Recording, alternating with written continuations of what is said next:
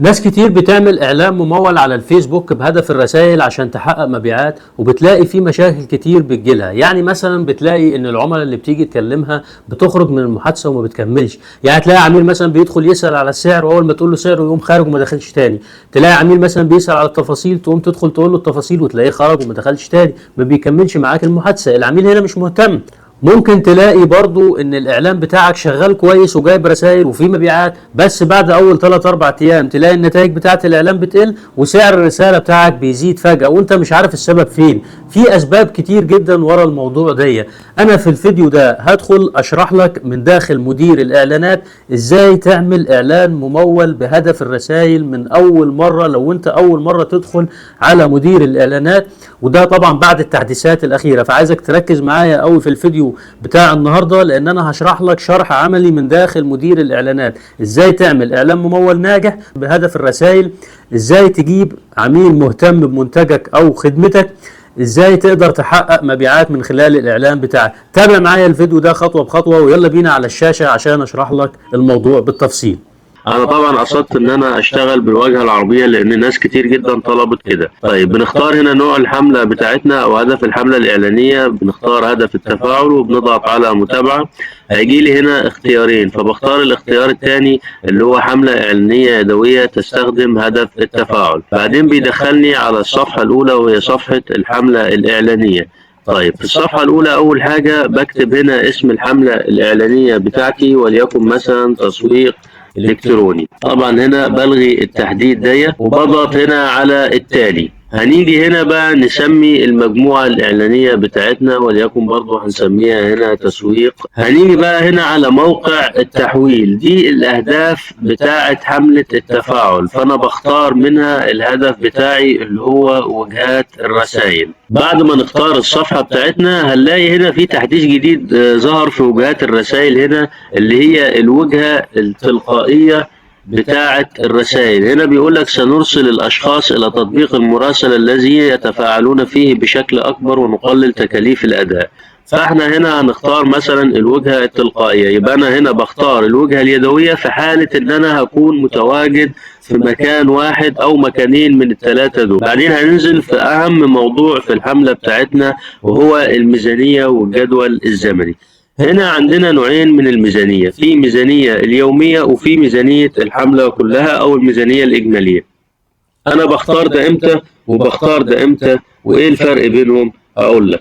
بالنسبة للميزانية اليومية أنا هنا هختارها لو أنا هسيب الحملة بتاعتي شغالة بشكل مستمر، يعني أنا عامل حملة لمنتج أو خدمة ما ومش عايز أحدد لها تاريخ انتهاء، فأنا هنا بقول للفيسبوك إن أنا هشتغل على طول، وده طبعا نوع أفضل من نوع ميزانية الحملة كلها لو أنا هشتغل بشكل مستمر. ففي الحالة دي أنا بكتب له هنا الميزانية اليومية اللي أنا عايزها، وليكن 500 جنيه مثلا، وبسيبها مفتوحة. طيب لو أنا اخترت الميزانية اليومية أقدر أحدد لها تاريخ انتهاء؟ أقدر أحدد لها تاريخ انتهاء، فبضغط هنا على تغيير تاريخ الانتهاء وأحدد اليوم اللي أنا هنهي فيه الميزانية بتاعتي. في حالة الميزانية اليومية فيسبوك بيصرف إزاي؟ فيسبوك هنا بيصرف في اليوم الواحد 500 جنيه، فهو كده في خلال المدة اللي انت هتعمل فيها الاعلان بتاعك هيصرف يوميا 500 جنيه، ممكن يزود شوية او يقلل شوية،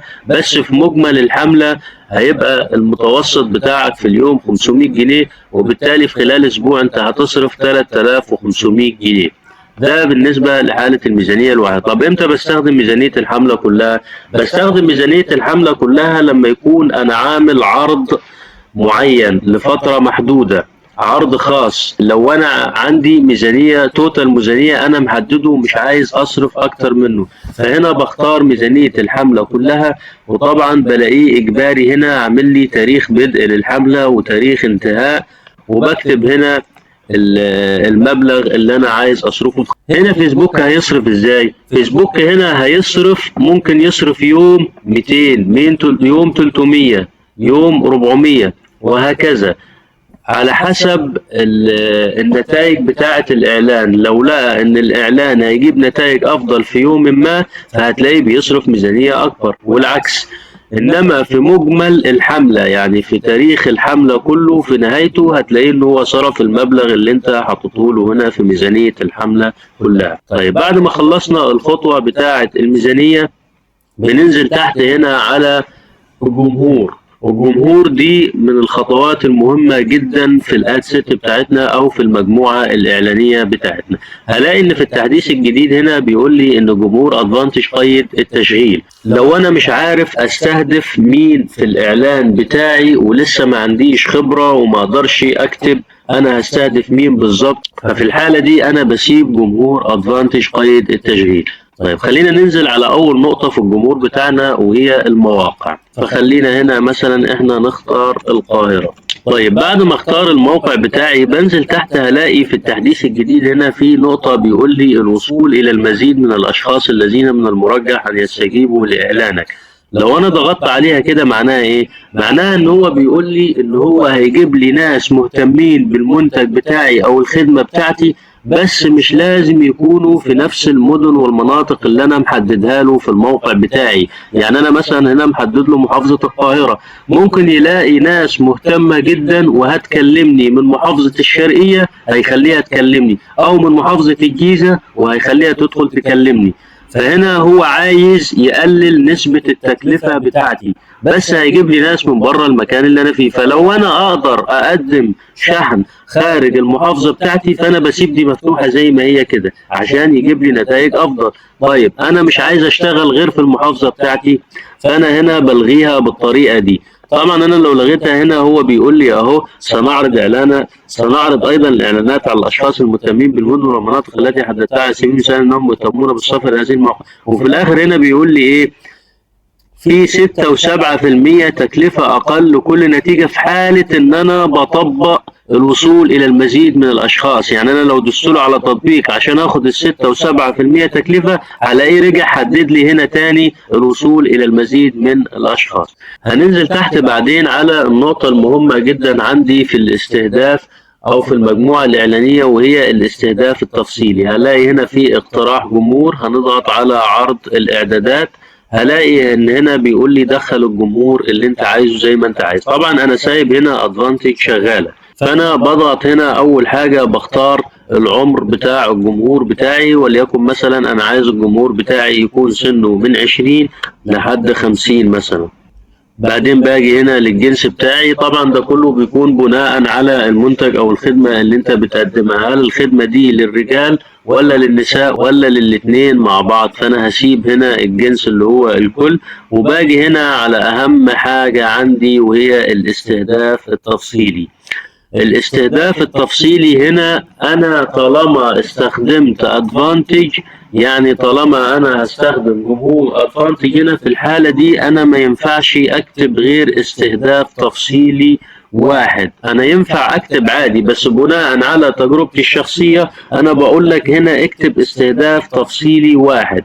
يعني مثلا انا هكتب له هنا التسويق على وسائل التواصل الاجتماعي مثلا، واقول للفيسبوك انت بقى بناء على الاستهداف اللي انا كاتبه لك دي شغل ميزه ادفانتج وهات لي ناس حوالين الاستهداف دي. في نقطه مهمه جدا انا عايز اقول لك عليها، لو انت بتبيع منتجات اونلاين ففي الحاله دي بنختار حاجه في السلوكيات بتاعه العميل اسمها المتسوقون المتفاعلون او اونلاين شوبينج. انا عايز اقول لك ان انت ما ينفعش تكتبها هنا في الاستهداف دي، لو كتبت هنا مثلا المتسوقون المتفاعلون واخترت السلوكيات المتسوقون المتفاعلون، انا كده بقول له ايه؟ انا كده بقول للفيسبوك هات لي كل المتسوقون المتفاعلون الموجودين على منصة الفيسبوك، بس ما حددتلوش بشرط ان هم يكونوا متفاعلين في ايه او مهتمين بايه.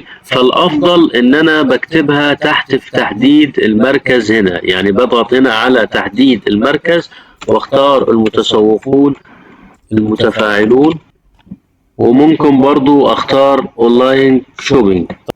انا بختار كده ليه اونلاين شوبينج؟ طب انا بختار كده ليه؟ انا بختار كده لان ناس كتير جدا بتعمل هذا النوع من الاعلانات اللي هو حملة التفاعل بهدف الرسائل، وبتشتكي ان بيجيلها رسائل كتير جدا بس مفيش مبيعات. العميل بيدخل، العميل بيكون فضولي، هو عايز يسأل ويستفسر بس للأسف مش عايز يشتري. فأنا لما أحدد إن سلوك العميل بتاعي يكون المتسوقون المتفاعلون أو أونلاين شوبينج، أنا في الحالة دي هوصل للعميل اللي هو بيشتري فعلا. بس زي ما قلت لك لازم تحطها في تحديد المركز، يعني تحت يجب ايضا ان يطابق وتحط له البيانات دي او السلوكيات دي. ليه؟ لان انا كده بقول للفيسبوك هات لي الناس المهتمه بالسوشيال ميديا ماركتينج بس يكونوا متفاعلين او اونلاين شوبينج. يعني انا بحدد الاثنين في وقت واحد، يعني انا بقوله ده سلوك العميل بشرط ان هو يكون مهتم بكذا. هنيجي نضغط كده على التالي بعد ما خلصنا المجموعة الإعلانية بتاعتنا وإعدادات الآد ست بتاعتنا، وهنيجي للمرحلة الثالثة والأخيرة وهي مرحلة الإعلان بتاعنا. هنا طبعا بنكتب اسم الإعلان بتاعنا، وليكن مثلا تسويق واحد مثلا. فهننزل تحت هنا هنلاقي إن هو بيقول لي إعداد الإعلان. إعداد الإعلان دي فيها حاجتين، فيها إنشاء إعلان وفيها ترويج المنشور. في الأول كان بيقول لي يا إما إنشاء إعلان يا إما استخدام منشور حالي، هي طبعا الاتنين واحد. إنشاء إعلان دي في حالة إن أنا عايز أستخدم بوست جديد أو إعلان جديد أنا هنشئه من هنا، يعني مش موجود عندي على الصفحة بتاعتي على الفيسبوك. انما ترويج منشور دي معناها ان انا هختار منشور من الصفحة بتاعتي هو بالفعل موجود على الصفحة بتاعتي. لو انا عايز اختار بوست من الصفحة بتاعتي، يعني بوست موجود بالفعل على الصفحة بتاعتي، فباجي هنا اضغط على انشاء اعلان وبختار ترويج المنشور. طبعا اول ما بختار ترويج المنشور فبلاقيه هنا بيقول لي تحديد منشور، فبضغط هنا على تحديد منشور واختار طبعا المنشور بتاعي اللي انا عايز اموله من الصفحة بتاعتي، وليكن بختار اي منشور هنا مثلا واضغط على متابعة.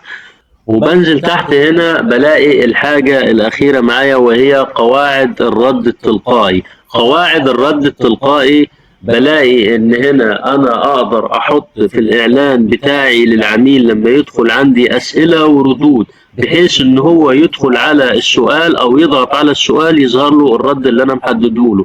فهنا بلاقي هنا في قالب مقترح انا ممكن اضغط عليه تعديل طبعا بكل سهولة هنا، وبدخل الاقي الاسئلة بتاعتي. يعني هنا النص بتاع الرسالة الترحيبية بلاقي اللي هو مرحبا وسهلا واسم العميل، يرجى اخبارنا بالطريقة التي يمكننا مساعدتك بها.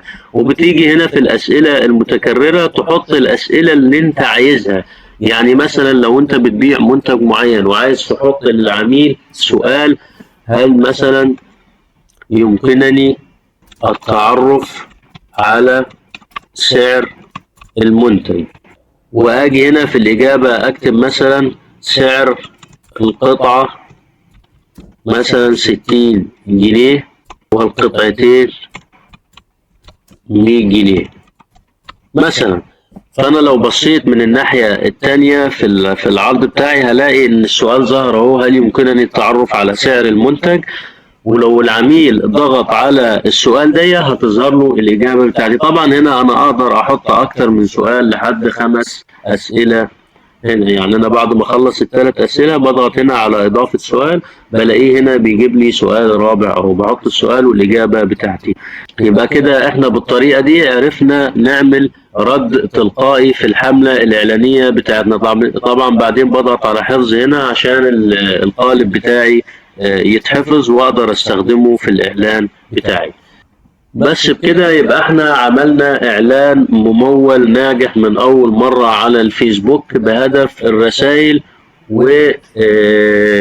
وبالطريقة دي انت هتعمل اعلان صح حتى لو انت اول مرة تدخل على مدير الاعلانات. فمجرد ما اضغط هنا على نشر الاعلان بتاعي بيبدأ يتراجع، وفي خلال ساعة او ساعات هلاقي ان الاعلان بتاعي بدأ ينتشر ويشتغل بشكل كويس وتبدأ تجيلي رسائل منه.